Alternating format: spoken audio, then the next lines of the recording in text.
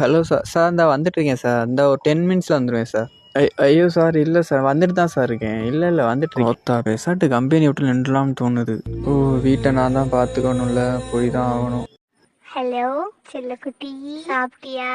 ம், சரி சரி. உங்க அம்மா சாப்பிட்டாங்களா? இல்ல இல்ல, என் அத்தை சாப்பிட்டாங்களா? ஆத்தா இவ வேற. எங்க இருக்க? வீட்ல இருக்கியா? என் ஹார்ட்ல தானடா நீ இருக்க. அடியே கொஞ்ச நேரம் சும்மா தான் வாடி. ஏன்டி 1008 பிரச்சனை எனக்கு.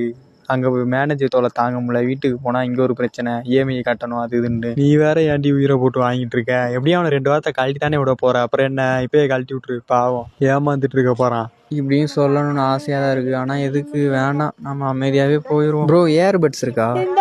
நன்றி தலைவா. மேகத்தை இழுத்து போர்வையடித்து வானத்தில் உறங்கிட ஆசையடி. இந்த மாதிரி வாழ்க்கையும் அட்ஜஸ்ட் பண்ணிட்டு போங்க ப்ரோ, அவ்வளோதான். என்ன பண்ணுறது, நம்ம வாழ்க்கை அப்படி.